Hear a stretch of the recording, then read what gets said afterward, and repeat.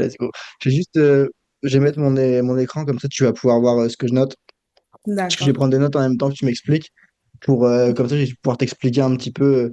En vrai, ça va être intéressant. Je pense que je vais te faire un coaching, genre comme ça, là, pendant peut-être 1 heure, on va voir ta situation et je vais te coacher. Et donc, toi, ça te permettra d'avoir du feedback, de voir comment avancer. Et ceux qui regarderont la rediff, mes élèves, ils verront un peu la manière dont je réfléchis. Bon, ils connaissent déjà parce que je les coach, tu vois. Mais de voir comment on part de zéro, ça peut être intéressant. Du coup, bah Ok. vas-y, je te laisse m'expliquer un petit peu c'est quoi la problématique que tu rencontres. Tu m'avais déjà expliqué vite fait sur Insta, mais reprendre depuis le tout début, genre si vraiment là aujourd'hui tu as un big problème, c'est quoi là que tu aimerais résoudre? Du coup, oui. Donc, ma jument, ça fait 6 ans que je l'ai. Et donc, les premières années, ça a été très, très compliqué avec elle. Elle m'a vraiment tout fait, enfin, elle m'a vraiment tout appris. Clairement, monter avec un mort, ça lui allait pas du tout. Donc, du coup, je suis passée en side pool. C'est clairement elle qui m'a montré que en fait c'était l'équitation éthologique qui fonctionnait avec elle et qui lui plaisait. Donc j'ai commencé un petit peu à appliquer un petit peu toute cette méthode en cherchant un petit peu partout à droite à gauche des exercices à faire, etc. Puis après, donc je commence à bien la travailler depuis que j'ai repris à la fin de ma grossesse. Donc ça fait quoi, bien 2 ans et demi que là on travaille Ok. sérieusement. Quand je dis 2 ans et demi, c'est régulièrement où du coup je peux aller faire de bonnes séances bien 3, 4 fois par semaine. Et, Ok. euh, et donc, depuis 2 ans et demi, on évolue beaucoup puisqu'on part vraiment de rien. C'est-à-dire que on me l'a vendu débourrée, mais en fait, je me suis clairement fait avoir et elle n'était pas finie d'être débourrée. À Et 13 ans, tu m'avais dit, je crois, hein. oui, c'est ça, elle a 13 ans. Ouais, Donc, on me l'a vendue à sept ça ans me et revient. demi en étant débourrée, mais en fait, c'est au fur et à mesure de mes erreurs que je me suis aperçue qu'en fait, elle n'était pas du tout finie d'être débourrée. Je suis passée par différents coachs et en fait, ça n'allait pas jusqu'à ce que je trouve la coach qui m'a aussi parlé d'équitation éthologique. Donc, c'est pour toutes ces raisons que je m'y suis mise dans cette équitation éthologique. Et donc voilà, quand je dis on part de rien, c'était au début, elle savait même pas les bases, quoi, marcher correctement, déjà rien que ça. Donc, j'ai fait énormément de travail à pied avec elle. Je Qu'est-ce que j'ai fait? Enfin voilà, en fait, tout ce que je fais monter, c'est parce que je sais le faire à pied, en longe, en liberté, en tout cas. Et puis en fait, on a rencontré un souci au niveau du galop. Le galop, je pense que ça part aussi de moi parce que j'ai eu un blocage au galop à un moment donné. C'est-à-dire qu'à force de monter sur son dos et de finir par terre dans un fossé décapsulé à chaque fois dès que je lui demandais un galop, voilà, donc j'ai mis du temps. On m'a conseillé d'aller monter dans un centre équestre, de prendre des séances. Donc c'est ce que j'ai fait. Je me suis pris une carte de 10 séances dans un centre équestre avec un cheval de maître d'école. Et en fait, je me suis dit, mais waouh, mais là, j'y arrive très bien avec un autre cheval. C'est juste avec ma jument que j'y arrive pas. Et je pense que, donc voilà, ma jument est une jument très sensible. Donc je pense qu'indirectement, c'était un cercle vicieux. J'avais le blocage, elle du coup aussi. Le galop, je pense que c'était pas du tout confortable pour elle, alors que une autre personne l'a monté et elle galope très bien. Donc voilà, c'est donc moi de mon côté, j'ai travaillé ce blocage au galop, Ouais. ce qui va mieux. Donc on arrive à faire les départs au galop et à galoper, faire un tour de carrière. Mais là, je rencontre un autre souci. Donc, c'est par exemple, je me suis dit, allez, l'objectif de faire la reprise de dressage galop 4 avec elle. Et en fait, dans cette fameuse reprise de dressage, on me demande de faire un cercle de 20 mètres au galop. Et là, en fait, j'ai vu que ça passait pas. Donc, je sais pas pourquoi, je n'arrive Quand pas. tu dis que quand tu dis que ça passe pas, c'est quoi? C'est elle a pas tenu son galop, c'est elle a coupé son cercle, c'est. Elle tient pas son galop. Et en fait, elle est pas. Donc, en me renseignant un peu, je me rends compte que j'ai une jument. Elle est pas autoporteur, c'est ça, un cheval autoporteur. En tout cas, au Comme galop, ça, c'est elle ne des l'est pas. conneries, ça. Ah ben je sais pas. Ben voilà, mais c'est pour ça. En fait, à suivre un peu plein de méthodes, on nous dit plein de trucs, plein d'exercices et bref. Du coup, en fait, ce qui se passe, c'est que quand je tourne, elle se défend et Hmm. elle se défend par exemple soit à faire un saut de mouton, elle va secouer la tête. Enfin, je sais, elle secoue la tête après saut de mouton et ou alors ben, elle va se repasser au trot en fait. Et donc j'ai un problème là déjà, ça c'est le problème au galop là. Et puis un autre souci du coup, et c'est pour ça que j'ai répondu à ta story, c'est parce qu'en fait donc du coup ça fait 6 ans que je l'ai et je lui apprends vraiment de la désensibilisation, j'en fais vraiment tous les jours, tout le temps, à chaque fois. Et par exemple, les chiens au début, elle pouvait pas les voir et maintenant, ben, elle arrive à les avoir. Enfin, ils peuvent même passer en dessous, ça va très bien. Mais en fait, pendant la séance, pendant qu'on travaille, et je sais qu'elle a du potentiel parce que c'est une jument qui comprend vite et apprend, enfin, elle apprend vite et comprend vite ce que je lui demande. Et c'est ce qui est très compliqué avec moi. Enfin, ce qui est très compliqué avec elle, du coup, c'est que, ben, par exemple, elle sait aussi comment éviter de faire l'exercice. Ou elle sait aussi, elle comprend très vite aussi, ben, comment, ben ouais, ok, du coup, je laisse tomber, je fais autre chose, quoi. Donc, du coup, il y a cette limite où je sais pas et c'est dur, je trouve. Surtout quand on est propriétaire, que ça fait longtemps qu'on, il y a, voilà. J'ai du mal avec ça, avec ma jument. C'est est-ce que c'est parce qu'elle a compris que ben, je stoppais ou est-ce que c'est parce qu'elle sait pas le faire? Parce qu'il y a aussi le fait qu'elle Et apprend là, tu parles de quoi? Tu parles du cercle? Encore? ben, par exemple du cercle ou aussi des réactions qu'elle va avoir parce que je sais que c'est une jument sensible qui a peur, enfin qui pour le moindre truc, le moindre facteur extérieur, elle va pas bloquer, mais oui, elle va avoir peur. Mais je sais comment elle est, donc ben, d'habitude, ben, je continue, je fais comme si de rien n'était. Sauf qu'en fait, quand je parle de blocage, c'est que ben, il y a des fois par exemple ce que je t'ai dit hein, sur par message le tracteur elle le connaît enfin, les filles de l'écurie elles viennent avec le tracteur pour enlever le enfin pour amener le foin etc elle le connaît le tracteur donc nous moi quand je vais travailler dans la carrière tout va très très bien se passer elle va être parfaite on va faire une très très bonne séance et puis je sais pas elle entend au loin un tracteur qui est même pas dans les écuries en plus hein, et du coup ben là enfin, elle va bloquer sur le bruit du tracteur. Alors, je sais pas si c'est, est-ce qu'elle Quand, voit ou voit. quand tu dis elle va bloquer, elle fait quoi exactement? Et bien, du coup, ça veut dire qu'elle va plus du tout être avec moi. Elle va plus être connectée. En fait, elle va plus être concentrée dans ce que je lui demande.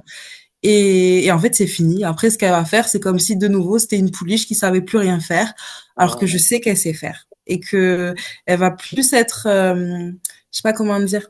Et c'est plus, en fait, c'est même pas de la peur. J'ai l'impression, c'est plus de l'appréhension. Il se passe un truc là-bas, mais je sais pas si c'est un danger ou pas. Donc du coup, il y a plus personne quoi. On peut plus rien lui demander quoi à ce moment-là. Ok. Et Et quand elle est comme ça, qu'elle se bloque, qu'elle se déconnecte, toi, tu te sens comment quand elle est comme ça? euh, mais vu que j'ai l'habitude, j'ai plus peur, ça c'est sûr. Mais c'est vrai que ça me frustre. Ça me frustre. Et puis des fois, je pense que j'ai pas le bon, c'est-à-dire, ben, ça m'énerve en fait, parce que je sais que, ben en fait, pour un truc qui ne, enfin, je sais pas comment dire, il y a vraiment zéro danger et elle bloque sur un truc où ça fait pas peur, où il y a rien. Et du coup, ça m'énerve. Ça me frustre, mais du coup, j'arrive à me calmer parce que ce que je fais, c'est que je sais pas comment dire, je repasse à l'étape d'en dessous de l'exercice, le truc que je sais qu'elle sait faire.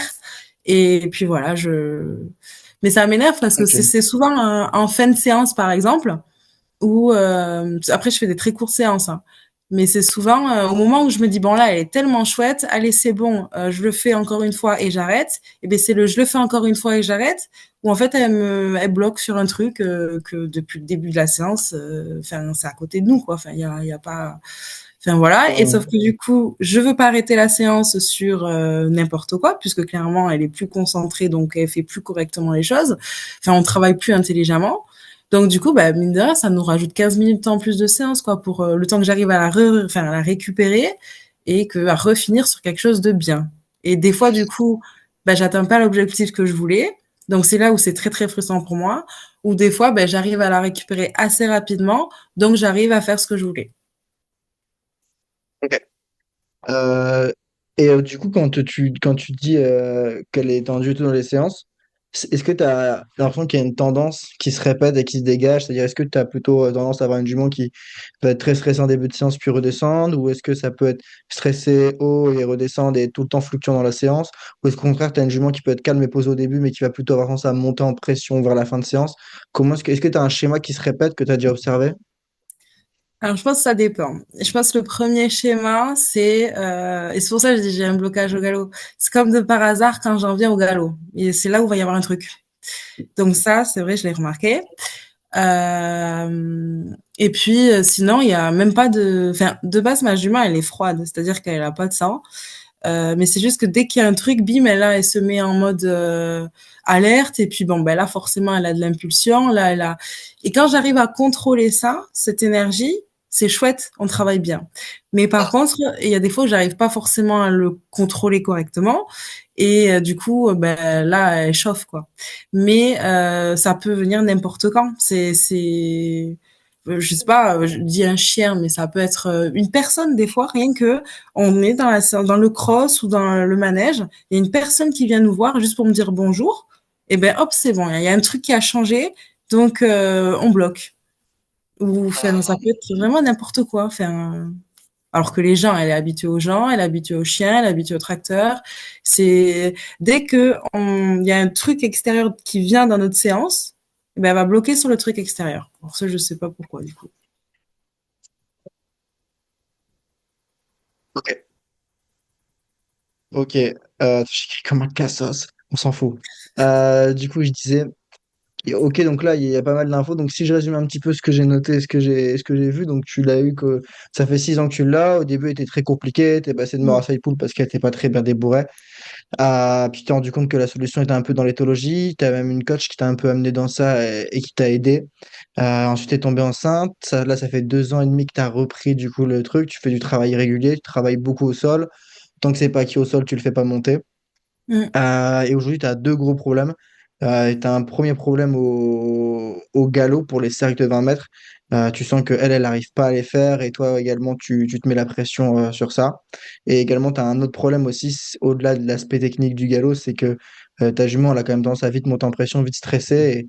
Et du coup, ça peut faire qu'elle déconnecte, qu'elle t'écoute plus. Et du coup, bah, toi, ça te frustre parce que tu te dis, bah, ça, elle connaît, mais elle a toujours peur de ça, quoi. Et du coup, bah, toi aussi, tu apprends de ton côté le galop. Et du coup, bah, c'est à peu près ce que j'ai compris de ta situation. Ça résume bien? C'est ça. Ok. Alors, il y a plusieurs choses, en fait. Là-dedans, il y a plusieurs choses. Je vais juste faire un check rapide. Euh, Attends, je vais juste noter ce que d'habitude, je les fait en appel, ces trucs-là. Donc, mes questions qui sont structurées. Je sais où écrire chaque truc. Là, je dois me souvenir un peu de l'ordre de tête. Mais ouais, on va juste faire un check. Donc, ok, donc 13 ans. C'est quelle race? Alors c'est anglo-arabe croisé Camargue. Ok. Ensuite, est-ce que niveau ostéodentis veto, tout est à jour? Oui, oui, oui. Ok. Rien à signaler niveau santé particulièrement. Pas de problème ovarien ni rien. Ok. Ferré, pieds nus, tout est bon, maréchal aussi. Elle est donc parée, pieds nus et tout va bien, oui. Ok, ok, ça marche. Son poids, il est bon. Oui, oui, oui. Ok. Ok. Je réfléchis. Ok, ça marche. Donc, il y a deux problèmes qu'on a vu. Il y a un truc au galop et il y a un truc plus au niveau de l'émotionnel. Donc, pour moi, il y a deux choses. Il y a vraiment un problème au niveau de la technique et il y a un problème vraiment au niveau du comportement, en fait. Moi, Mm. sur la technique, je vais pas trop t'aider parce que c'est pas mon métier. Genre, j'apprends pas aux gens à monter à cheval et à améliorer leur technique équestre. C'est pas mon métier, je suis pas moniteur. Moi, je suis D'accord. mentor et j'aide les gens à faire en sorte que leurs chevaux apprennent à gérer leurs émotions pour qu'ils soient sereins en toute situation. Donc là, ce que je vais t'expliquer par rapport au problème du galop, je suis pas qualifié pour te le dire, mais je vais te dire ce qui moi, je ferai comme recherche, du moins, les questions que j'essaierai de faire. Si tu veux, je peux te recommander des gens derrière qui pourront t'accompagner. T'as un accent du Sud, t'es d'où? Je suis de Narbonne. Narbonne, ouais, donc t'es pas tout près non plus d'Aix-en-Provence, quoi. Non, Ouais. bah ça, oui. Après, faire un stage là-bas, ça pourrait peut-être être pas mal. Donc, ouais, parce que je connais des gens qui sont très très bons de stage là-bas. Pour moi, du coup, en fait, ce problème de galop, la question que j'ai envie de se poser, c'est, ok, tu sais pas faire un cercle de 20 mètres, est-ce que tu sais faire un cercle de 30 mètres? Euh... Si tu sais pas, c'est que t'as jamais essayé. Donc, Mais oui, non, c'est clair. c'est tout. Mais Faut juste essayer. Faut juste essayer. Si 30 ça marche pas, 40. Si 40 ça marche pas, 50. Après, t'as pas d'écart immense non plus, mais c'est tout simplement après, est-ce que je peux avoir un demi-cercle de galop? Est-ce que je peux avoir un quart de cercle de Demi-cercle. galop?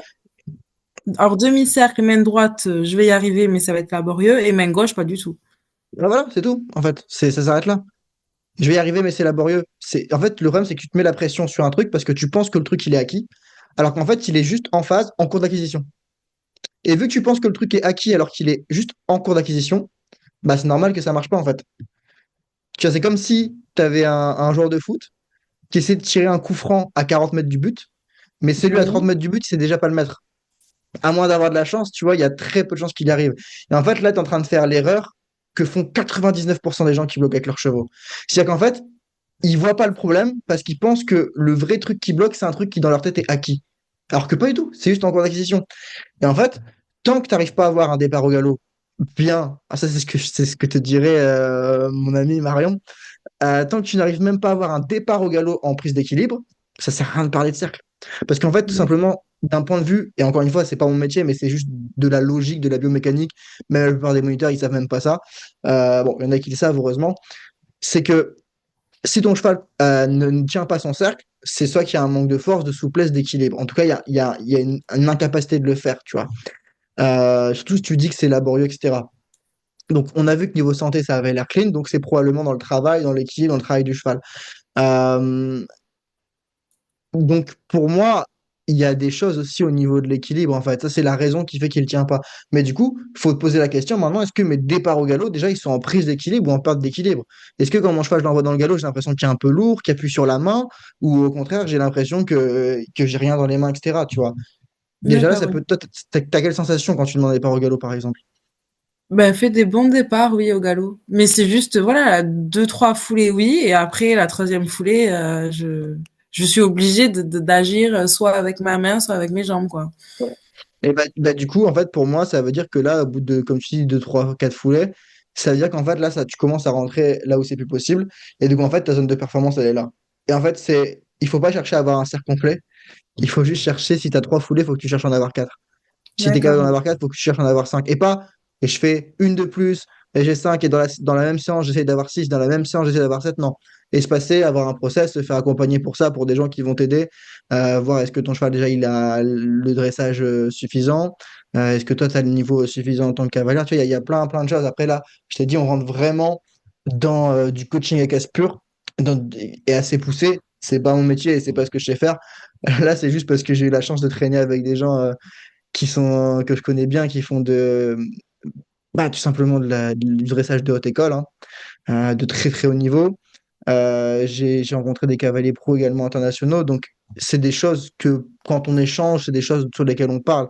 Donc, mais c'est pas mon métier de t'enseigner ça, mais là je te donne juste des pistes. Après, c'est à toi d'aller poser tes questions, d'aller faire tes recherches, mais ça me paraît plutôt cohérent et ça me paraît même logique que ton cheval tient pas son cercle parce qu'il y a un manque d'équilibre, mais probablement aussi un manque de dressage, tout ça, ça va ensemble. Mais il y a aussi Mm. toi, de ton côté, tu te raidis, et bah peut-être que du coup, tu me dis que tu avais un peu l'appréhension du galop. Si tu as une foulée, deux foulées, trois foulées, que tu commences à te raidir sur la quatrième, bah pose-toi la question, est-ce que je me raidis sur la première, sur la deuxième, la troisième, la quatrième? Et si tu te rends compte que tu te raidis sur la quatrième et que c'est sur la quatrième qui tient pas son galop, bah déjà là, tu as, t'as un élément en plus à aller creuser, tu vois. Donc D'accord, ça, oui. c'est toute la partie galop, mais on va pas trop aller dedans. Le fait qu'ils se défendent, ça c'est vrai que tu m'avais dit ça, tu m'as dit il se défend, etc. Il se coule la tête, machin, il tourne. Le fait que ton cheval a tendance à se tordre et tout, ça veut dire que tu agis trop, probablement. Moi, en tout cas, de ce que j'ai vu quand j'étais avec Marion et qu'il y avait des cavaliers, des chevaux qui disaient ça, c'était toujours qu'il y avait trop de mains intérieures. Et on sait qu'on a tendance à mettre beaucoup plus de mains intérieures que de mains extérieures. Et ça crée des problèmes biomécaniques comme les chevaux qui tombent sur l'épaule. Mais bon, encore une fois, c'est pas mon métier, donc je vais pas aller trop dans le détail. Et D'accord, oui. donc ça, c'est des choses à prendre en compte aussi si ton cheval monte des défenses. C'est qu'il y a une raison, c'est que toi, tu vas faire des erreurs aussi dans ton équitation, ce qui est pas grave, tu vois. Ce qui est grave, c'est de pas s'en rendre compte et de rien faire pour changer. Maintenant, tu t'en rends compte. Après, si tu travailles avec des gens expérimentés, ils vont t'aider à te rendre compte sur ça.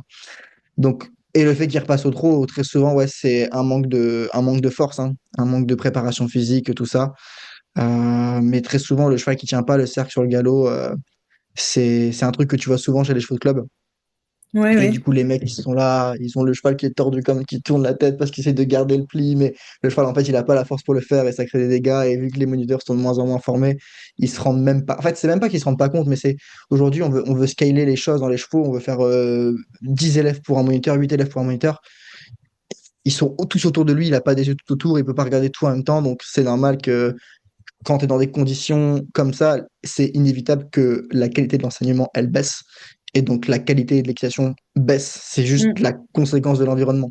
Si tu changes tout, que tu mets juste un élève et un moniteur, c'est juste, et qui sont bons, c'est juste logique que le niveau va monter en France, tu vois, dans n'importe quel autre pays aussi. Mais c'est une conjoncture qui est comme ça, parce que la FFE, elle a fait le choix de rendre l'équitation beaucoup plus accessible. Elle a décidé de s'orienter vers quelque chose plus axé loisir que discipline. Discipline comme ça l'était à l'époque avec la chevalerie, avec l'armée, les officiers, etc. Ça a vraiment eu une vision plus loisir.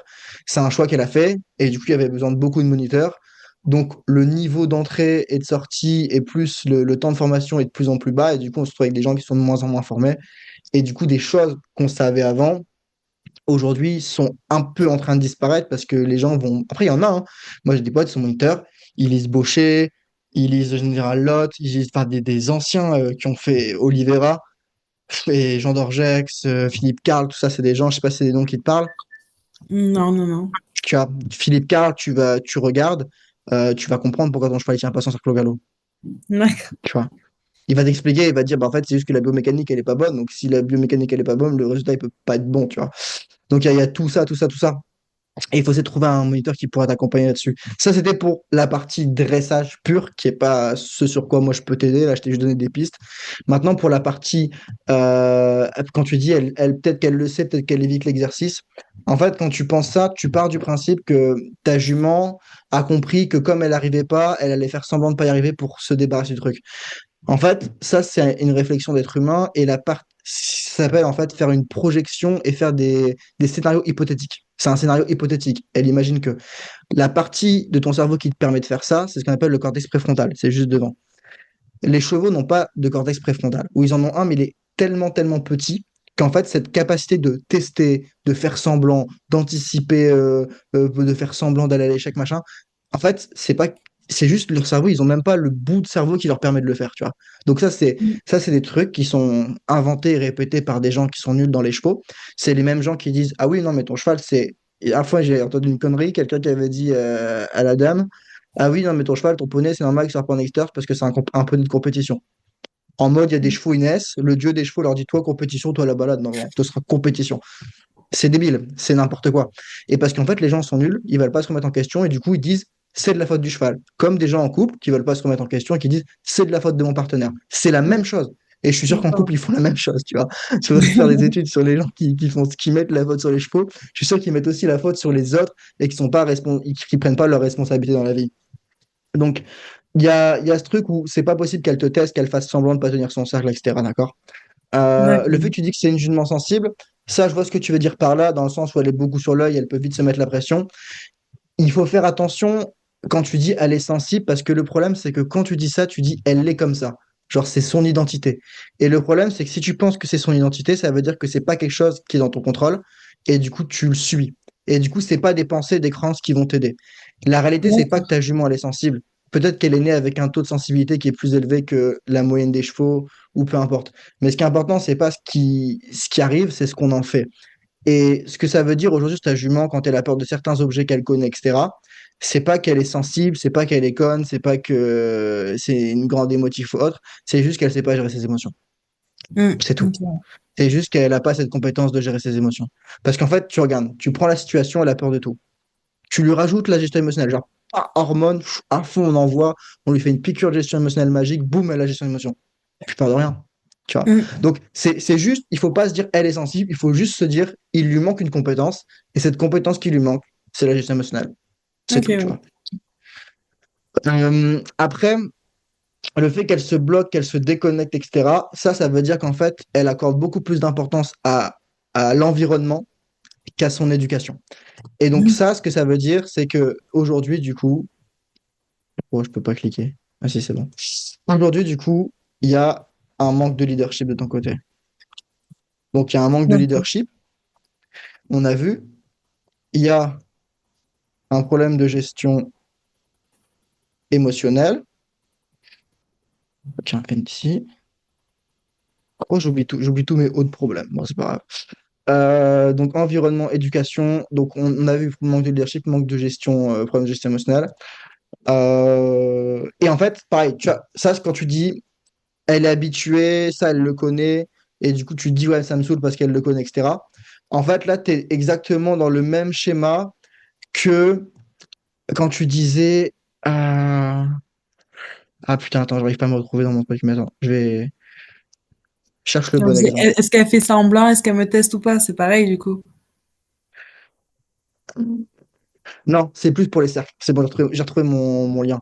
Tu disais, ouais, elle sait pas tenir les cercles, mais en même temps, à main droite, c'est un peu litigieux, elle sait déjà pas le faire de base un petit peu, tu vois. Et ben en fait, ça, c'est la même chose. C'est qu'en fait, toi, tu penses que ce truc-là, elle l'a déjà vu et qu'elle est habituée. Et en fait, bah, si elle en a peur, c'est que non, c'est juste du non-acquis ou en cours d'acquisition. Et toi, le fait que tu Mm, penses que c'est acquis, du coup, tu rentres en conflit interne entre toi et elle, mm, mentalement. Parce que tu dis, mais non, mais elle connaît. Mais en fait, non, elle connaît pas. Si c'était OK, il n'y aurait pas ces réactions. Tu vois, en fait, le terrain te montre que d'accord. non, c'est pas OK. Et ça, c'est le gros problème des gens parce qu'ils pensent comme des humains au lieu de penser comme des chevaux. En fait, Mm, parce qu'un cheval, en fait, il analyse son environnement, c'est un système d'association. En fait, c'est beaucoup des associations, des pensées, des associations, des liens, des ancrages. C'est pour ça qu'il y a beaucoup de traumatismes chez les chevaux, parce que ils peuvent vite faire une association négative à un truc, et si cette association négative est trop forte, on peut parler d'un traumatisme. Donc d'accord. là, il faut faire attention quand même à ces trucs-là. Et en fait, là, ce truc-là, c'est pas qu'elle est habituée ou pas. Justement, non, elle n'est pas habituée, et c'est la gestion émotionnelle. Tu as dit un truc intéressant tout à l'heure que tu as dit, c'est que tu as fait du travail à pied, beaucoup avec plusieurs coachs, etc. Mais ce que tu racontes, c'est un truc que moi j'ai tous les jours dans mes messages privés, tous les jours quand je coach des gens. C'est tout le temps les gens, ils ont un cheval sensible. Et en fait, ils ont essayé de faire du travail à pied, ils ont essayé de faire de la désensibilisation, ils ont essayé de lui parler, de le rassurer, de prendre le temps. Il y en a, ça fait 10 ans, ils prennent le temps, ils ont toujours pas réussi. Il y en a, Mm, ils essaient du clicker training et tout, ils essaient plein de trucs. Et ils ont peut-être quelques petites améliorations, mais ils n'ont jamais un vrai changement profond. Pourquoi? Parce que, en fait, ils sont en train de mettre les efforts au mauvais endroit. Ils pensent d'accord. que le problème, c'est de la désensibilisation. Ils pensent que le problème, c'est le travail à pied. Ils pensent que le problème, c'est qu'ils prennent pas assez le temps. Ils pensent que le problème, c'est le fait que le cheval a été traumatisé. Ils pensent que le problème, c'est que le cheval est tardif, ou que c'est une jument, ou que c'est un jeune. Et en fait, tant qu'ils pensent comme ça, ils sont en train de mettre les efforts au mauvais endroit. Alors que la seule solution pour avoir un cheval plus calme, plus serein en toute situation, il n'y en a qu'une. Il n'y en a qu'une au monde, c'est de lui apprendre à gérer ses émotions. Ok. Et donc la clé de tout ça, aujourd'hui, c'est la gestion des émotions. Le problème, c'est que pour euh, avoir cette gestion émotionnelle, il faut d'abord que ton cheval ait du leadership. Moi, j'ai un programme qui s'appelle le programme Renaissance. C'est sur 3 mois. Le but, c'est de rendre un cheval stressé en extérieur, enfin, qui a peur de tout et qui a même du mal à se séparer trop troupeau, en un cheval serein en toute situation en 3 mois. Et pour ça, il y a 3 étapes. La première étape, c'est bah, déjà de mettre en place un travail sur la cavalière pour qu'elle reprenne confiance, pour qu'elle ne stresse plus, pour qu'elle gère ses émotions. Parce que tu ne peux pas demander au cheval d'être serein si toi, tu ne l'es pas. C'est ce que Mm, j'appelle la règle numéro 1. La règle numéro 1, c'est tout ce que tu vas ressentir, le cheval va le ressentir. Quand tu me dis, ah, je vais au galop, je stresse. Et on a vu quoi? Bah, au bout de 3-4 foulées, tu commences à stresser et le galop, il se casse. Tu vois, ouais. j'invente rien. Tu vois, c'est toi qui Oui, l'as dit, oui, tu vois. ouais. Et ça montre bah, l'application typiquement de la règle numéro 1. Tout ce que tu ressens, ton cheval, il le ressent instantanément et boum. Donc en fait, on a beau. C'est vrai que les gens, des fois, ils viennent, ils me demandent des conseils, des outils, des techniques, mais en fait, ça, c'est des conneries et ça marche pas et ils espèrent un truc magique. On ne règle pas les problèmes des chevaux avec des conseils magiques ou des exos, on les règle avec des changements profonds. Et le changement profond, il faut, bah, j'ai beau te dire, ah oui, bah, quand ton cheval il fait ça, il faut que tu fasses tel exercice au sol pour le calmer. Si tu le fais en étant stressé, bah, techniquement, tu vas peut-être faire un truc qui est super bon, mais si ton intention et ton émotion, elle n'est pas là, ça ne marchera pas parce que règle numéro 1, tout ce que tu ressens, le cheval le ressent. Oui. Donc, c'est capital de travailler sur l'humain. Et du coup, nous, dans le programme Renaissance, on fait ça. On aide les gens concrètement avec des outils à reprendre confiance. Pourquoi? Parce que qu'est-ce qui crée la confiance? Ça, c'est une question souvent. Qu'est-ce qui crée la confiance? Qu'est-ce qui crée ce truc-là? Et ben en fait, c'est juste que ton cerveau a des preuves de cette confiance. Mm, Et si tu as un cheval, dès que tu le sors en extérieur, je sais pas, il panique, il te trimballe, etc., et qu'à chaque fois que tu le sors, ça se passe comme ça, ben en fait, ton cerveau, les seules preuves qu'il a, c'est on sort en extérieur, c'est le bordel. Donc, impossible mm, d'avoir confiance. Si par contre, demain, tu rencontres quelqu'un, un mentor, par exemple, qui voit que tu te fais trimballer par ton chemin extérieur, mais qui te dit, ah bah, tu as ce problème-là, la solution c'est ça, il faut développer telle compétence, il faut mettre tel exercice en place. Bah, la prochaine fois que tu sors en extérieur, ton mentor il t'a donné des outils, et donc t'es pas concentré sur, ah mon Dieu, qu'est-ce qui se passe, il panique, tu es en mode, ah, il fait ça, je sais qu'il y a tel outil, tu fais l'outil, et le problème s'arrête. Et par ce processus de j'ai un outil, je règle le problème, c'est comme ça que la confiance elle apparaît. Et ça, c'est la première Mmh. phase, la première étape du programme Renaissance, du coup, c'est de remettre les gens en confiance en leur donnant des outils pour reprendre du contrôle sur le cheval. Ça va leur permettre d'arriver, du coup, à la deuxième étape qui est super importante, qui est d'apprendre au cheval à se reposer sur nous. Parce que le cheval, il ne pourra pas apprendre à gérer ses émotions en un claquement de doigts du jour au lendemain. C'est un processus, il y a des étapes. Et la première étape pour ça, comme on l'a dit, c'est que déjà la cavalière soit OK émotionnellement. Et là, la grosse erreur des gens, quand ils entendent ça, c'est qu'ils disent, ah oui, mais moi, je sais que le cheval, c'est pas le problème. Je sais que le problème, c'est moi. Je dois faire un travail sur moi. Ça fait 5 ans, ils doivent faire un travail sur eux. Ça fait 5 ans, et leur vie, elle n'a pas bougé. Parce qu'en fait, le vrai travail sur soi, c'est pas attendre que tout soit parfait pour commencer. Le vrai travail sur soi, c'est de commencer même quand c'est pas parfait. Parce que c'est justement quand c'est pas parfait, que c'est dur, que tu vas quand même le faire et avoir des petits résultats, que tu vas créer des preuves à ton cerveau que tu es capable. Et on l'a Mmh. vu, image positive, le cerveau qui gagne de la confiance, etc. Donc, ça, c'est la toute première étape. Et c'est commence par le vrai travail sur soi. Du coup, c'est la première étape. Ensuite, on bascule dans la deuxième, qui est comment, maintenant qu'on a repris confiance, qu'on a des outils et tout, comment est-ce qu'on fait pour que le cheval, au lieu de paniquer, plutôt il se repose sur nous. Parce qu'on ne peut pas lui demander tout de suite d'être autonome dans sa gestion émotionnelle. Ça reste une proie. Donc, le but, ça va être de lui apprendre, via le leadership notamment. Donc, ça va être un cheval qui reste focus sur nous, un cheval qui ne nous zappe pas, un cheval qui est réactif aux demandes, ça va être de lui apprendre à se reposer sur nous. Et du coup, le cheval va passer de j'ai peur et je veux partir à j'ai peur, l'humain là peut gérer, je me repose sur lui. Et ça passe Mmh. notamment par le leadership, etc. Et ensuite, on va amener le cheval à une phase de gestion émotionnelle. Et donc, c'est ça qui va permettre au cheval, justement, d'être autonome dans sa gestion émotionnelle, d'être calme et serein en toute situation. C'est quand il arrive à cette autonomie de la gestion émotionnelle. Et ça, c'est ce qu'on fait entre la phase 2 et 3. C'est-à-dire que progressivement, une fois que le cheval est capable de se reposer sur nous, on va l'amener à se reposer sur lui-même, mais tout en restant là en garde-fou, en mode s'il y a un problème, hop, on revient. Mais progressivement, avec des étapes très précises, c'est vraiment méga subtil. Il y a des gens, ils vont intervenir trop tôt, ça va pas marcher. Il y en a, ils vont intervenir trop tard, ça va pas marcher. Et ça, c'est parce que bah, savoir quand aider le cheval ou quand le laisser faire, Mmh. c'est un métier. Enfin, c'est pas un métier, c'est une compétence. C'est une compétence, tout comme savoir lire les signes d'inconfort ou des contractions, ou peu importe, ou de relaxation, peu importe. C'est des compétences. Et la plupart des gens n'ont pas les compétences. Et ça, c'est vrai parce que bah, s'ils avaient les compétences, ils n'auraient pas les problèmes avec leurs chevaux. Et donc, c'est là où le fait d'avoir un mentor peut être intéressant parce qu'en fait, il va te dire, bah là, il faut le faire comme ça. Là, tu as été peut-être un peu trop tard dans le relâchement, tu aurais pu le faire plus tôt, etc. Et en fait, pour sortir de ce problème, pour apprendre à un cheval à gérer ses émotions, en fait, il n'y a que deux chemins au monde. Le premier, c'est d'essayer tout seul, de regarder tous les contenus, avec les contenus qui se contredisent, des gens qui ont Ouais. des visions différentes, on essaye, mais c'est peut-être c'est même pas adapté à notre cheval, et on va peut-être prendre des mois, voire des années, et en plus on va reculer parce qu'on va forcément faire des erreurs sur le chemin, et en fait on pourrait vivre la relation de notre rêve avec notre cheval en balade en 3 mois avec un bon process, mais vu qu'on essaie nous-mêmes, bah ok, peut-être c'est gratuit, on n'a pas payé, mais ça nous a coûté 6 ans de vie, parce que, bah, bon, je sais que ça fait 6 ans que tu as ta jument, mais je dis même pas ça par rapport à toi. 2 ans et Ouais, mais demi ça que nous je a coûté, travaille. ça nous a coûté 6 ans de vie juste parce que peut-être on a eu de l'ego, je sais pas, tu vois. Et donc ça, c'est la première manière de faire, d'essayer de le faire tout seul et c'est même pas sûr que ça marche au final et tu perds beaucoup de temps, beaucoup d'énergie et bah ton cheval vieillit mine de rien. Et c'est des moments que tu passes pas à faire ce pourquoi tu l'avais acheté. Ou alors le deuxième choix, c'est de prendre un mentor qui lui, bah, il est déjà passé par là, il connaît tous les pièges, il connaît toutes les étapes et en fait, c'est juste un raccourci. Moi, je suis persuadé que les gens peuvent réussir avec ou sans moi. Et c'est pour ça que j'ai fait des centaines d'heures de contenu sur YouTube. Il y a tout. Il y a tout.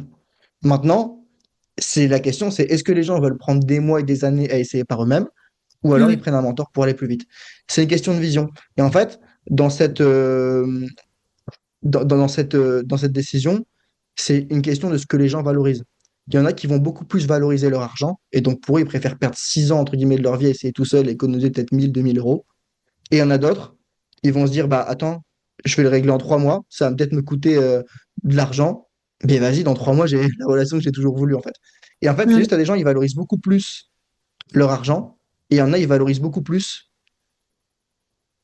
leur vie, leur liberté en quelque sorte, leur désir, tu vois, leur rêve. En fait, c'est qu'est-ce que tu valorises plus?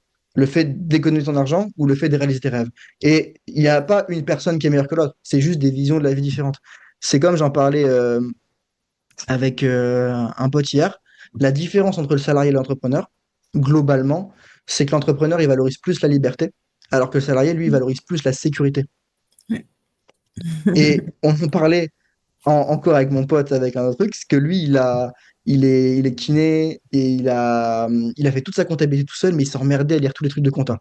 Ça lui a pris des semaines, des semaines, des semaines. Moi, ma compta, elle me prend que 1 heure par mois.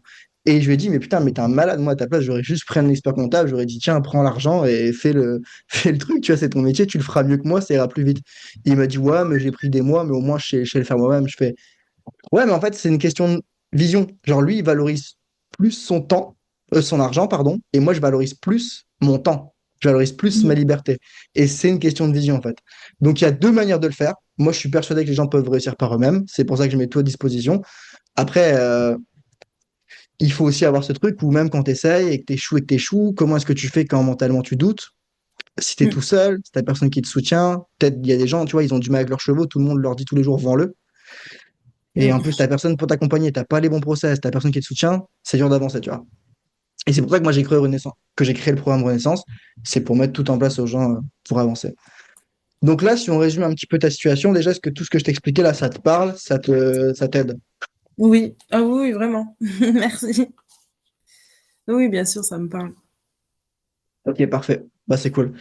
Du coup, il y a plusieurs trucs comme on a vu. Le problème de dressage, ça, c'est pas, je vais pas t'aider Mm. là-dessus, tu vois, je t'ai donné des pistes d'exploration. Mais le deuxième problème, c'est clairement, on l'a vu, un problème de gestion émotionnelle qui va englober un problème de leadership aussi. Euh, et donc, bah, les étapes, je te les ai expliquées, on a trois, hein. C'est ce que nous, on voit dans le programme Renaissance. Et donc, ça, c'est les étapes par lesquelles tu dois passer pour régler ce problème-là. Et j'ai une question par rapport au Ouais, problème de leadership. Par exemple, je sais parce que là, c'est vrai que du coup, j'ai axé sur les problèmes, mais il y a beaucoup de choses où ça se passe très très bien avec ma jument. Et parce qu'en plus, j'ai aussi, donc je fais suivre ma jument par une personne qui intervient sur le chat Shiatsu Weekend, donc qui communique avec ma jument. Et est-ce que si un cheval s'ennuie, parce que du coup pour moi c'est un petit peu lié au leadership, ben c'est là où je le perds en fait, où je déconnecte. Par exemple, si les exercices ils sont hyper faciles pour ma jument, qu'elle en a marre de faire toujours la même chose, ben du coup hop c'est plus facile de se concentrer sur l'extérieur. Enfin c'est mieux de se concentrer sur l'extérieur que sur ce que je suis en train de faire quoi, de lui demander ou pas. je te répondre par une histoire. C'est une fille que je voyais un petit peu à l'époque et tout, elle avait son cheval, tout ça.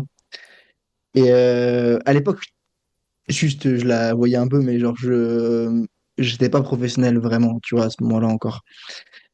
Et elle me disait, je l'avais vu en plus évoluer, elle me disait, ouais, mon cheval, il fait le con et tout à la longe. Et là, quand on me dit ça, ça m'énerve parce que le cheval ne fait pas le cours, c'est juste Ouais. qu'il exprime un truc qui va pas, tu vois. T'as raison, c'est pourquoi. Et en fait, c'est parce que comme son cheval était un jeune, et ben, elle s'est dit, il faut que tout soit carré à la longe. Et du coup, en fait, elle faisait de la longe presque tout le temps. Pas forcément des heures et des heures, mais elle faisait quasiment tout le temps de la longe. Et tout le temps, sans plan précis. C'était, oh, bah trop, oh, bah galop. Et en fait, genre, sa jument ou son cheval, je sais plus trop, il explosait, saut de mouton, saut de mouton, tout ça. Mais c'est pas qu'il était con, c'est juste qu'en fait, c'était inintéressant le travail. Mm. Et ça, je le sais parce que j'ai déjà accompagné des gens qui avaient des chevaux comme ça qui faisaient les cons. Et genre, moi, je suis venu, on a fait de la longe, mais j'ai tellement varié le travail, que ce soit dans l'énergie, bah, j'ai fait une masterclass sur ça qui s'appelle le protocole ICE, qui permet vraiment de toujours être aligné avec les chevaux sans les saouler. Pareil, j'ai fait une autre masterclass aussi, c'est mes élèves, ils les ont, donc c'est pour ça que j'en parle dans la vidéo, comme ça, ils pourront aller voir. C'est l'équilibre entre la relation et le travail. Il y en a une autre, c'est comment faire pour continuer à progresser avec un cheval sans le blaser. Comment amener de la répétition sans blaser le cheval. Et tout ça, en fait, c'est des compétences. Et donc, sa jument, en fait, elle avait cette réaction-là parce que oui, elle s'ennuyait, en fait. C'était une manière d'exprimer ces moments où elle saute mouton, c'est pas elle est contente, c'est pas elle est chaude, c'est pas elle est plein de sang Mm. comme les guignols les disent. C'est juste qu'en fait, c'est une manière d'exprimer la frustration. Ouais, ouais. Et donc là, en fait, ce que tu dis, tu vois, tu vois pourquoi, tu comprends pourquoi je te raconte cette histoire. Oui. Donc, tu vois, c'est possible que oui, si tu fais tout le temps les mêmes exercices, ça l'ennuie. Parce que ça, c'est d'ailleurs dans mon académie, dans mon programme, ma formation, un des toutes premières vidéos que les élèves ils ont accès, tu vois, avant même de leur parler technique et tout, c'est je leur dis, OK, vous êtes rentrés dans l'académie, là, vous êtes là pour un an. Bon, c'est pas mon seul accompagnement, j'en ai d'autres. Ça, c'est un accompagnement, il y a que les gens qui ont déjà travaillé avec moi qui peuvent rentrer dedans. Genre, c'est sur candidature, tu vois. Et du coup, quand ils rentrent dans ce programme qui est sur un an, une des premières vidéos, c'est OK, on va faire un plan de saison. Et en fait, ils doivent organiser leur année, ce qu'ils veulent faire, leurs objectifs. Je les aide hein, pour ça, tu vois, je suis là derrière s'ils ont besoin. Et en même temps, ils vont apprendre à définir leurs séances. Et par exemple, dans le programme Renaissance, un des trucs qui est intéressant, c'est que mes élèves, ils ont un plan d'action sur mesure. C'est-à-dire que chaque jour, ils savent quel exercice le faire, quelle durée, comment, etc., les objectifs, les trucs, les faire. Et en fait, ils sont jamais dans qu'est-ce que je dois faire et ils sont toujours justes. Et moi, je leur fais le plan d'action qui, je sais, ne va pas blaser leur cheval. Et après, je leur apprends à le faire pour qu'ils deviennent autonomes et qu'ils aient plus besoin de moi. Ça, c'est la phase finale du coaching où on rend le cheval aussi autonome, mais aussi le cavalier. Donc tout ça, c'est comme ça. En gros, tu vas y aller. Il faut avoir des plans aussi de semaines, des plans de séances avec des échéances, des trucs. L'équitation était une discipline qui est devenue un loisir, mais quand tu commences à traiter ça comme de la discipline, et c'est pas parce que c'est de la discipline que c'est forcément strict, mais tu commences à avoir des résultats en fait, tout simplement. Et soit les gens n'ont pas l'habitude, et moi je me rends compte, plus dans ma vie je suis discipliné, plus dans ma vie je suis carré, plus dans ma vie j'ai un plan d'action, j'ai des étapes, j'ai des choses à faire précisément chaque semaine, j'ai des heures, des routines qui sont en place, des trucs. Plus je le suis avec les chevaux et plus les résultats s'envolent. Et à Ouais. chaque fois que les élèves, c'est la même chose. On les met dans des conditions où l'échec n'existe pas. Si tu es dans les bonnes conditions, automatiquement, tu peux que réussir en fait. Et si en plus, tu as quelqu'un derrière qui te remet sur la route quand tu dévies un peu, il n'y a pas longtemps, là, on a fait une séance avec une de mes élèves, on a fini l'accompagnement, là, elle pensait même pas que c'était possible d'arriver à ce niveau-là en un mois. Et, et sur une dernière séance que je débrief, elle travaille le leadership avec sa jument.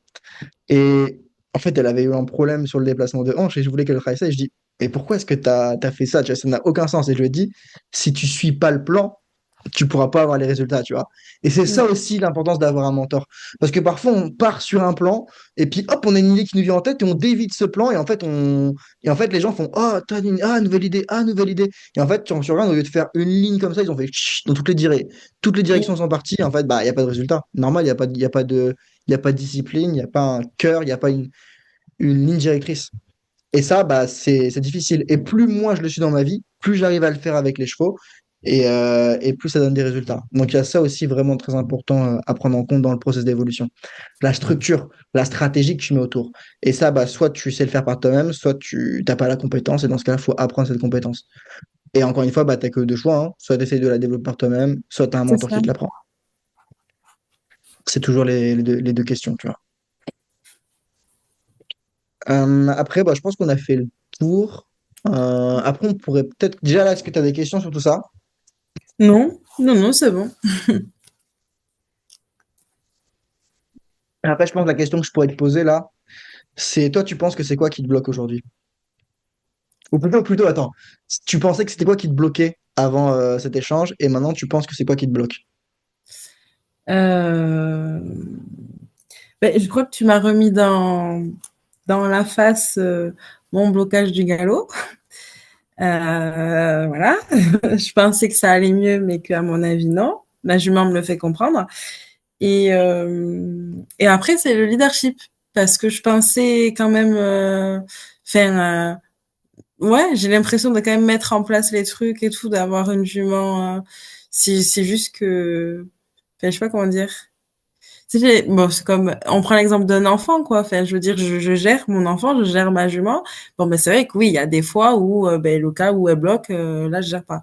Mais sinon, après, tout le reste, oui. Enfin, le leadership, je l'ai. Mais du coup, c'est ça. Je m'attendais pas au leadership, en fait. Hmm. Toi, tu pensais que c'était quoi du coup avant le problème? Je pensais que c'était comme je disais, le fait que qu'elle anticipe en gros, c'est parce que les chevaux sont des proies, c'est soit c'est danger je cours ou soit danger je reste figé quoi. Et ma jument avant elle courait, c'est-à-dire qu'elle partait, et maintenant elle se fige quoi. Enfin elle fige sur un truc, elle bloque sur un truc. Mais ça, c'est bien. Et Ça, Oui, c'est bien mais parce que c'est ça pour veut ça que dire je suis contente. ouais, c'est bien parce que ça veut dire qu'elle est, en fait, elle est passée de la phase 1 à la phase 2, c'est-à-dire qu'elle est passée de non acquis à en cours d'acquisition. Maintenant, la question, c'est est-ce que toi, aujourd'hui, tu sais quels outils, quels exercices mettre en place, quelle stratégie mettre en place pour la faire passer de en cours d'acquisition à vraiment acquis?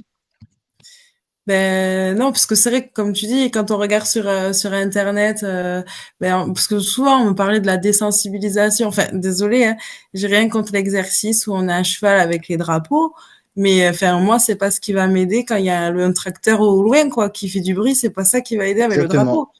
Donc C'est le gros problème de l'équitation holontologique aujourd'hui qui a été amené par Andy Booth, qui a fait un excellent travail et qui a amélioré énormément de choses dans le oui, monde avec les chevaux et tout. Donc, on va pas. Il a permis de mettre vraiment hmm, l'accent sur l'éducation, la désensibilisation. Sauf que le problème, c'est qu'aujourd'hui, des gens n'ont pas compris ça assez en profondeur. Et on se trouve avec des chevaux qui n'ont plus peur d'un drapeau, mais qui vont avoir peur d'un plot. ouais, Et les gens ne oui, oui. comprennent pas pourquoi. Parce qu'en fait, le cheval n'a plus peur du drapeau. Le cheval n'a pas développé sa gestion émotionnelle. Oui, oui, c'est ça. C'est parce que du coup, entre guillemets, la désensibilisation à ma jument, je le fais. Mais c'est vrai que, enfin, comme je dis, hein, je répète, pour moi, elle est désensibilisée aux chiens. Mais c'est juste que entre deux chiens couchés et deux chiens qui jouent ensemble, ben, il y a plus personne. Enfin, et ça, je sais pas. Mais c'est juste ça la différence. Donc voilà, ça, c'est vrai que ça me dépasse. Ça, je sais pas, par contre. Bah, là, c'est de la gestion émotionnelle, hein. Mais c'est pour ça. Ouais. Toi, tu penses qu'il t'a manqué quoi là jusqu'à aujourd'hui pour pouvoir développer parce que du coup, tu m'as dit que tu avais essayé de travailler à pied de sensibilisation, que tu avais une coach qui t'aidait là-dedans.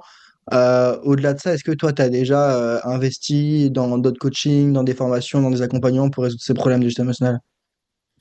Ben pour le galop, par exemple, j'interviens, donc j'ai une coach qui vient. Mais c'est vrai que bah, le souci, c'est que je la fais pas venir assez souvent enfin, à un moment donné, il faut quand même un minimum de suivi, il faut que ce soit régulier. Et là où, enfin, après sa première séance, c'était top, et ben là, j'ai tout perdu en fait. Donc, est-ce que c'est de nouveau mon blocage? Je ne sais pas. Bref, voilà. Euh, mais En après, fait, non. c'est jamais genre le fait que la coach soit pas là ou ton blocage. En fait, souvent les gens ils pensent qu'il y a un petit truc qui fait que tout bug. En fait, c'est jamais un truc. C'est plein de petits trucs. Si tu les prends de manière isolée, c'est pas grave. Genre le C'est ça. fait que la jument, par exemple, elle tourne la tête au galop. Si tu le prends isolé, juste isolé, c'est pas très grave. Mais en fait, c'est tous ces petits éléments où on se dit, ah, ça c'est pas grave, c'est pas grave. Tu les mets ensemble, ça fait un gros truc. En fait, bah, c'est ça le Oui, blocage. Et le blocage n'est pas un seul objet, mais c'est un ensemble de plein de petits problèmes mm, compactés qui créent le problème qui bouche le tuyau et ça coule plus, quoi. c'est ça. Donc, ok. Et t'as déjà fait des stages, des trucs comme ça pour essayer de résoudre ce problème. Est-ce que tu t'es déjà fait accompagner, genre vraiment par quelqu'un? Parce que tu m'as dit que tu avais une coach un peu axée éthologie. Elle, ça fait combien de temps qu'elle te suit, du coup? C'est elle qui t'a initié à toute l'éthologie Alors et tout, du celle qui m'a coup? initiée, mais du coup non, Ok. hein, elle me fait plus suivre. Et justement, ça rejoint un petit peu ce que tu disais dans l'épreuve, confiance, parce que ça c'était vraiment au tout début, hein, quand moi j'avais plus du tout confiance en ma jument, que je lui racontais, oui, Baya, elle est comme ça, comme ça, comme ça, et en fait elle a monté ma jument, alors que moi je tombais à chaque fois et tout. Première fois, première séance, elle monte ma jument sans bombe, sans rien du tout, et ma jument nickel. Et j'étais Ouais. là, enfin voilà. Et c'est vrai que rien que de voir que ma jument était comme ça avec Christelle en gros, je pense que tout ce que je lui avais dit, ça rentrait par une oreille, ça ressortait par l'autre, et qu'elle, elle a fait son propre opinion de ma jument, et qu'en fait, elle m'a dit, mais ta jument, elle est trop cool, hein, t'as une jument, elle est Ouais. extra. Et j'étais là, Elle, waouh. elle, elle avait conscience de la règle numéro un. Tout ce que tu ressens, le cheval va le ressentir. Et C'est ça. souvent, les cavalières, tu vois, quand elles me contactent, elles me disent ah oui, si mon cheval il est calme et il est serein en balade, moi je serais super heureux, ce serait un rêve, je serais sereine, je serais calme, je serais détendu. Mais en fait, le point, c'est pas d'attendre que le cheval soit calme, serein et détendu pour être détendu. Le point, c'est d'abord soit être calme, serein et détendu pour permettre au cheval de Mhm. l'être. Et ça, le seul moyen de faire ça, bah, c'est de développer, bah, c'est ce qu'on fait dans le programme Renaissance, tu vois, c'est la première étape, travailler sur l'humain. C'est pour ça qu'on la met en premier, parce que c'est Ouais. juste du bon sens, en fait, tu vois. Il n'y a rien de sorcier, c'est juste de la logique. Donc, ok. Donc, ouais, donc elle t'a aidé au début. Ça t'a permis de reprendre, de voir que le problème venait du coup. Bah là, tu sais que le problème vient probablement du coup de toi et des compétences que t'as pas, hein, ce qui est pas grave. Tu vois, ça veut juste dire que tu as des compétences à développer. Et maintenant, toi, du coup, qu'est-ce que tu penses, c'est quoi qui t'a manqué jusqu'à aujourd'hui pour vraiment bah, réussir à toi à mieux gérer tes émotions, mais également à ta jument? Euh, je sais pas. Mais oui, c'est vrai, enfin, ça rejoint un peu ce que tu dis aussi. C'est ce côté, ouais, un mentor, parce que c'est vrai que sur le coup, on va évoluer. Mais parce que je me voyais aussi, parce qu'un coup, j'ai cet objectif dressage, enfin, la reprise de dressage galop 4, après, je veux faire du hunter, après, je vais faire ci, je vais passer les 5 savoirs théologiques. Et c'est vrai que je pense que, rien qu'en t'écoutant, je me suis dit, mais ouais, moi, j'ai beaucoup trop d'objectifs, là, et pourtant, j'essaye hein, de me faire un planning, des séances, etc. J'arrive jamais à le tenir parce que bon, ben là aujourd'hui il a plu, donc j'ai pas pu faire de balade parce que truc, enfin pour X ou Y raison, tout parce que je les ai hein, mes objectifs en tête, je sais très bien ce que je veux faire avec ma jument et je sais que je vais y arriver, mais voilà, enfin il y a toujours des, je sais pas comment dire, enfin au Ouais, je vois. niveau de, Juste par curiosité, tu fais quoi dans la vie, toi? je suis prof, Ok. Prof de quoi? je suis prof dans un lycée agricole, j'enseigne les matières professionnelles. Ok. C'est quoi qui te plaît le plus dans ton travail? Dans mon travail, mais c'est de transmettre les connaissances, de me dire bah, j'éduque des enfants, enfin des jeunes acteurs de l'environnement, et puis aussi j'aime arriver à mon, enfin je sais qu'en fait je les récupère, je les ai en seconde. Moi mon objectif c'est que ben, ils aient tous le bac quoi. Et Ok. c'est vrai que je m'adapte vachement à eux, à leur méthodologie et tout, et c'est ce que je fais avec ma jument. Ouais, tu dois faire preuve de créativité justement pour t'adapter à eux. Oui. Tu dirais que tu es quelqu'un de plutôt créatif en général dans la vie? Euh, oui, oui, si, je dirais créative, oui. T'as été créatif quand t'étais jeune, t'as eu des phases genre art, dessin ou trucs comme ça, ou je sais pas, des phases un peu plus, ou peut-être musique, je sais pas, des moments où t'es dans la création. Alors, quand est-ce que je suis dans la création? Ouais, est-ce que tu as eu des moments dans ta vie où tu étais vraiment dans une phase un peu où tu as senti que tu avais un peu de la créativité en toi, où tu dessinais, tu faisais de l'art, où tu créais des trucs, t'écrivais, je sais pas, un truc créatif, est-ce que tu as déjà fait un truc comme ça créatif dans ta vie? Ben, au moment où j'ai fait du développement personnel après mes Ok. études, au moment entre le boulot et, enfin, la fin de mes études et mon premier boulot. Et ça, c'était un truc où t'es venu naturellement, genre c'était en toi où tu t'es forcé à faire la créativité. Non, ça m'est venu naturellement parce que ça me faisait du bien de, bah, pour une fois, enfin, je sais pas comment dire. Parce que c'est vrai que quand on écoute les autres, oh, je sors du master, tu trouves un boulot direct d'un année. Ben, en fait, dans la vie, ça se passe pas comme ça. Mais, du coup, voilà, c'est le fait de, voilà, pour me Ok, c'est bon, rassurer, c'est me bon. dire, voilà, quoi. T'as dit un truc qui. Ok. C'est intéressant quand t'as dit les gens ils pensent que t'as ton master et du coup tu vas en boulot. Mais en fait, t'as ce truc où t'as pris une autre direction. Et du coup, en fait, c'est une qualité parce que c'est-à-dire que t'as une ouverture d'esprit et que t'arrives à trouver autre chose. Ça, c'est une bonne chose. Mais du coup, ça veut dire qu'aussi, chaque qualité a un peu son défaut. C'est que du coup, comme t'as ce côté où t'as envie de vivre des choses, bah, ça fait que t'es quelqu'un qui peut-être peut manquer de focus parfois. Ouais, Et du coup, avec ta jument. Et je sais parce que moi, j'étais un peu pareil avant, tu vois. Je manquais un peu de focus. Et en fait, c'est pour ça que on en revient, mais d'abord on travaille sur l'humain et après on travaille sur le cheval, tu vois. C'est pour ça que je t'ai posé ces questions-là. C'était pas pour entrer dans l'intimité ou quoi, mais c'était vraiment pour voir est-ce qu'il n'y avait pas une part de toi qui était quand même naturellement dans ce truc où je peux avoir tendance à me disperser. Genre, je peux voir un truc sur ça, m'y intéresser à fond en 2 jours, puis après je passe à autre chose, tu vois. c'est ça. Il y a... T'es comme ça un petit peu? Oui, c'est Ok. vrai. Ok. Ben voilà, je pense qu'on a fait le tour. Moi, là, du coup, je t'ai expliqué un petit peu c'était quoi. Bah, du coup, salut Asia, bienvenue dans le live. Donc là, tu as Asia qui vient de rentrer. Qui, Je D'accord, m'excuse bonjour. pour les lives, hein, je savais pas en fait, je pensais que c'était pas ok, mais donc du coup je suis désolée, je suis arrivée très très en retard. Donc T'inquiète, y a effectivement, pas de souci. en plus, hein, franchement je suis désolée. Et Il y aura des bah, punitions pour les gens en retard. là j'ai renouvelé pour encore un an, donc bah si vous avez des questions sur l'académie et tout, n'hésitez pas. Voilà, désolée pour ma dégaine, hein, voilà, j'étais en trottinette électrique, T'inquiète, donc il n'y a voilà. pas de souci. Il n'y a pas de souci. Tu regarderas la rediff, ça, je pense que tu vas kiffer. T'avais Ah, bien aimé la fois qu'on avait fait un peu. Je pense que tu vas vraiment. En plus, c'était super intéressant, je trouve, comme échange. Mais du coup, bah voilà, moi, je t'expliquais un petit peu les grandes étapes de ce que je vois, ce qu'il fallait que toi, tu mettes en place. Après, si toi, derrière, tu as envie de voir plus comment moi, je travaille, l'accompagnement que je fais, tu me dis, tu m'envoies un message, je t'enverrai une vidéo qui t'explique c'est quoi concrètement le programme, ce qu'il y a dedans. Et limite, après, on se refera peut-être un petit appel vite fait, mais là, moi, j'ai déjà tout ce qui me faut. En fait, genre, je vois ce qui bloque pour Mm. toi, ce qu'il faudrait qu'on mette en place. Je te l'ai dit, après, rentrer plus dans le concret, là, ce serait rentrer justement dans le coaching, tu vois. Donc voilà, toi, t'as pensé quoi du coup de ce dont on a parlé aujourd'hui? Est-ce que ça t'a parlé? Est-ce que ça t'a aidé à peut-être voir un peu plus clair? Oui. Ah oui, non, mais ça m'a parlé d'un côté. Du coup, je suis contente parce que je me dis bon, ben c'est ce que voilà. Mais c'est vrai que ben, je répète, en fait c'est un métier, donc je peux pas non plus avoir toutes les solutions en fait, enfin ben, tous les outils comme tu dis. Parce que comme tu dis aussi, à force de regarder sur Internet, on y envoie ça, puis ça, puis ça, puis je teste, et puis au bout d'un moment, voilà. Mais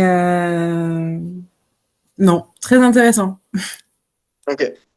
Toi, t'en ressors avec quoi du coup là de ce live? S'il y a vraiment un truc avec lequel tu ressors et que tu vas mettre en place prochainement là. Ça peut être une Euh, décision, ça peut être. Plein de trucs du coup, parce que quand j'ai pris plein de notes, et peut-être oui déjà, avec ce qu'on a dit là, peut-être qu'il faut que je sois plus focus avec un seul objectif et pas avoir plein de choses en tête. Ça peut déjà aider, ça peut déjà m'aider. Revoir ce plan que j'ai de base fait, mais que je respecte peut-être pas forcément. Voilà. Et puis non, enfin moi c'est vraiment cette notion de leader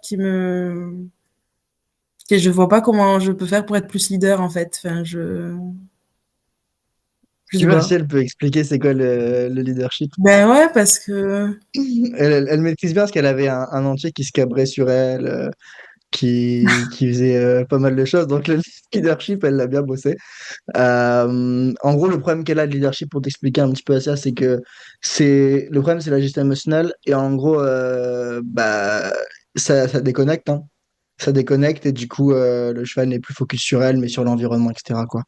Donc c'est à peu près ça le problème de leadership qu'elle a. Donc si jamais tu veux lui expliquer un petit peu comment toi tu vois les choses, en même temps comme ça, je te fais bosser un petit peu. Au moins, vous progressez, c'est une bonne chose. Ça marche avec plaisir. Bah écoute, alors le leadership avant tout, c'est le fait de pouvoir maîtriser son cheval, mais dans le bon sens du terme. C'est-à-dire que il faut que tu aies le contrôle sur ton cheval pour qu'il puisse savoir, il puisse déjà toi comprendre. En fait, si tu veux, c'est comme si ton langage déjà corporel était clair et toi, tu avais le contrôle sur ton cheval. Donc ça veut dire que tu es censé pouvoir te mettre en sécurité. Ça, c'est la base. C'est la base. Si tu n'as pas ça, c'est que tu n'as pas de leadership. Tu es censé pouvoir établir, comme pour lui et pour toi, une bulle, un endroit où tu dis là, c'est infranchissable, c'est la limite. Donc, en général, le leadership, ça commence par déjà poser ses limites. Moi, c'est ce que j'avais fait parce que justement, j'étais trop floue, tu vois. Un coup, tu mets de cette manière-là ou tu mets ta longe de cette manière-là, un coup de l'autre manière et tu veux pas dire la même chose, ton cheval, il comprend rien. Donc, déjà, il faut être clair, prévisible. Ça, c'est la base. Clair, prévisible, juste, parce que forcément, il faut que ce soit progressif par rapport à ce que le cheval fait. Et en fait, à partir de ça, à partir de d'établir un bon leadership, dans le sens où c'est pas un leadership où ça va être la soumission et le cheval il doit faire ça et il doit pas s'exprimer. Au contraire, non, on lui dit tiens, tu peux t'exprimer, mais tu dois faire comme ça. Tu dois respecter ma bulle parce que bah, je suis pas en fait, je suis ton humain entre guillemets, je suis ton humain. Mais voilà, il doit respecter son cavalier et aussi ce qu'il doit faire attention, c'est que en fait, à partir des limites que tu vas imposer tu me dis si je parle un peu trop vite, parfois j'ai tendance à parler trop vite. Mais à partir des limites que tu vas imposer, Attends, en fait, je te il coupe va pouvoir. deux secondes, Asia, sur les Ouais, limites, je te coupe 2 secondes. En fait, si tu veux, ouais, quand on dit on va laisser s'exprimer d'une certaine manière, c'est pas qu'on va imposer au cheval de s'exprimer d'une certaine manière. Mais en fait, c'est comme si on disait à un enfant, genre, oui, tu peux, oui, ok, le gars là-bas, il t'a frappé, ok, tu viens me voir et on va régler les problèmes, mais ne me le fais pas en me criant dessus, en me frappant moi. Tu vois, juste parle-moi ouais, normalement. En fait, c'est exactement ça. Tu peux exprimer ton émotion, mais ton expression ne doit pas me mettre en danger moi. C'est ça en fait qu'elle veut dire par qu'il faut vraiment comprendre. Parce que c'est pas on va dire au cheval, ah tu t'exprimes plus, tu bouges plus, et juste t'es un comme ça. Non, c'est tu peux t'exprimer. Par exemple, moi, les chevaux, quand ils ont du mal à se séparer le troupeau, quand on est dans la deuxième phase où justement ils apprennent à se reposer sur moi, bah, ils vont encore hennir, etc. Mais ils vont plus avoir les comportements dangereux. Tous les comportements dangereux ont disparu, juste ils sont encore. C'est chaud émotionnellement. Mais justement, on rentre dans cette phase où on va leur apprendre à gérer leurs émotions. Je te laisse reprendre à ça, je vais allumer la lumière. ouais, mais c'était ouais, exactement ça. Parce que justement, en fait, si tu veux, Amélie, quand tu commences à mettre un cadre, à dire à ton cheval, il n'y a pas de souci, mais on le fait on a des règles à respecter, voilà, tout simplement. et ben, en fait, ton cheval, il va se canaliser parce que du coup, tu vas prendre cette place-là de leader. Ça veut dire quoi? Ça veut dire que ton cheval, il va pouvoir compter sur toi parce que tu auras établi un langage corporel clair et que ton cheval peut lire. Ce qui fait que tes gestes et toutes tes actions, ton cheval, il va pouvoir déjà à l'avance prévoir et comprendre ce que tu veux de lui. Tu vois, souvent, ça vient aussi de ça, le leadership, c'est que nous-mêmes, en soi, on est flou, on ne sait pas vraiment. Et moi, c'était le cas, hein. Je parle pour moi, essentiellement. J'étais pas assez claire dans mes demandes, tu vois. C'était trop flou, mon langage corporel, ce que je voulais faire. Rien que ce que je voulais faire, parfois, c'était contradictoire avec ce que je faisais, par exemple, à d'autres séances. Donc, ton cheval, il peut pas compter sur toi. Si tu étais en train de lui dire noir, rouge, blanc tous les jours et ça change toutes les 4 matins, c'est pas possible. Alors que quand tu vas commencer Souvent, vraiment. et souvent, souvent ce qu'elle dit, Asia, quand on dit c'est change de couleur et tout, ça, souvent, on n'en a même pas conscience, tu vois. C'est pour ça qu'aussi Ouais, avoir un mentor ou même rien que se filmer, tu te rends compte que de tout ce que. En fait, les gens, ils pensent que pour régler le problème, il faut empiler une nouvelle technique, une nouvelle connaissance, un nouveau secret. Alors que très souvent, si tu enlèves juste déjà tout ce qui marche pas, tu as réglé 50% du problème, voire plus. C'est ça. ouais, ouais, carrément. Non, c'est ça. Et à partir de ça, ton cheval, il va pouvoir se reposer sur toi, tu vois, parce que le leader, c'est pas de la soumission. C'est, ok, je peux compter sur la personne que j'ai devant moi. C'est la personne que j'ai devant moi, elle peut me guider, tu vois, je peux avoir confiance en elle, elle peut me guider parce que les chevaux, c'est pas des prédateurs, c'est des proies. Donc forcément, s'ils doivent fuir, ils le font et ils vont pas rentrer en frontal. Enfin, c'est les étalons, ça peut le faire, mais en général, leur première option, c'est de fuir le danger. Et toi, tu es là pour dire, OK, je suis devant toi, je suis là pour que tu aies confiance en moi, que moi j'ai confiance en toi. Donc c'est mutuel. C'est pour ça qu'on dit appréciation mutuelle, confiance mutuelle et respect mutuel, parce que ça va dans les deux sens. Et une fois que ça va dans les deux sens, ton cheval compte sur toi. Et là, ça va beaucoup mieux parce que du coup, ton cheval, il s'apaise. Il sait qu'il a quelqu'un qui peut gérer, entre guillemets, devant, tu vois. Et en plus, il a ce recul de pouvoir se dire, ah, mais si elle fait quelque chose, je sais que je vais pouvoir analyser, je sais qu'elle m'a appris et ça va être clair, tu vois.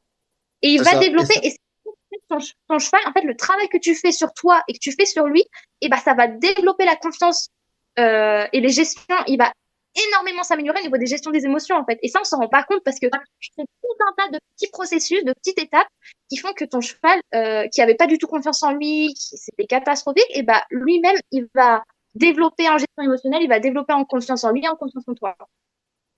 Et c'est trop intéressant ce que tu dis, Asia, parce que tu as beaucoup parlé du fait que le cheval va se reposer sur toi émotionnellement et tout. Et en fait, c'est là où, en fait, tu vois, Tamélie, tu nous as parlé, tu nous as dit que toi, ton déclic, c'était le leadership, mais tu as oublié, en fait, qu'il y a une étape encore avant, c'est de toi avoir les bons outils pour être plus calme, plus sereine. Parce qu'on a vu que c'était aussi ça. Et donc, là, c'est marrant de voir comment tu as sauté. J'ai fait exprès de te laisser un peu voir le truc, mais comment tu es directement passé sur le leadership en oubliant le truc de base. Et là, Ouais. j'ai eu une histoire avec une élève avec qui on a terminé l'accompagnement il n'y a pas longtemps, justement. Comme elle disait Asia, des fois, la gestion émotionnelle, en fait, elle se travaille en tâche de fond. Tu le travailles pas directement et ça saute. Bah là, on a une élève avec qui on. Je prends un autre exemple encore plus flagrant d'une autre élève il y a quelques temps. Euh, Elle avait un problème avec son cheval qui ne s'était pas trop attrapé au pré, qui avait tendance à être très sensible au niveau de l'homme et tout. Et Mhm. un jour, on termine l'accompagnement. On termine l'accompagnement, donc son cheval commence à être mieux, etc. Et elle m'avait dit au début de l'accompagnement que son cheval avait des problèmes pour monter dans le vent, etc. Et je lui dis, bon, ok, il y a ce problème-là à régler, mais honnêtement, là, par rapport à la situation, tu avais des problèmes beaucoup plus importants, tu vois, parce que si déjà ton cheval, il se laisse pas attraper, ta priorité, c'est pas de le mettre dans le vent pour le moment, tu vois. Donc on avait Mhm. travaillé sur les choses prioritaires, on les avait réglées. Et en fait, ce qui est trop marrant, c'est que genre une semaine après la fin de l'accompagnement, un truc comme ça, elle m'envoie un message et elle me dit, oh, regarde, on a fait monter mon cheval dans le vent. Et je fais, ah ouais, tu l'as travaillé? Elle me dit, bah non, je l'ai présenté, il est monté direct. Et en fait, c'est là où je me suis rendu compte que la gestion émotionnelle, genre, c'est vraiment une compétence. Et en fait, il a débloqué cette compétence et du coup, tous les problèmes qui étaient liés à la gestion émotionnelle au niveau du vent, ils sautent. Par contre, évidemment que c'est pas un truc magique parce que s'il y avait un traumatisme avec le vent, donc ou une association négative très forte ou juste un trauma, là, ça vient surpasser cette gestion émotionnelle. Parce que là, le cheval a beau avoir une gestion émotionnelle, s'il y a un traumatisme, c'est des réponses inconscientes du corps. Tu vois? Ouais. Donc, c'est Mm. vraiment, c'est presque réflexe, c'est ancré dans le cerveau. Et donc, il y a des process pour résoudre des traumatismes. Il faut d'abord déconstruire pour reconstruire. Moi, je l'ai fait pour une jument qui ne se laissait pas toucher sur le dos, qui ne se laissait pas sangler ni rien. Euh, il y a les process qui ont été filmés, on peut déconstruire un traumatisme, tu vois. Moi, je l'ai fait et j'ai filmé toutes les étapes quand je l'ai fait. Donc, ça, c'est vraiment aussi ce qu'il faut comprendre. Donc, gestion émotionnelle, leadership et surtout, tout premier, c'est toi aussi, comment est-ce que toi, tu vas faire justement pour avoir les bons outils, pour mettre en place ce bon leadership, pour développer sa gestion émotionnelle et toi, savoir également bah, comment réagir. Parce que tant que toi, tu sais pas comment réagir, tu peux pas Mm. construire cette confiance et donc tu peux pas agir sur le leadership, quoi. C'est ça. Mm.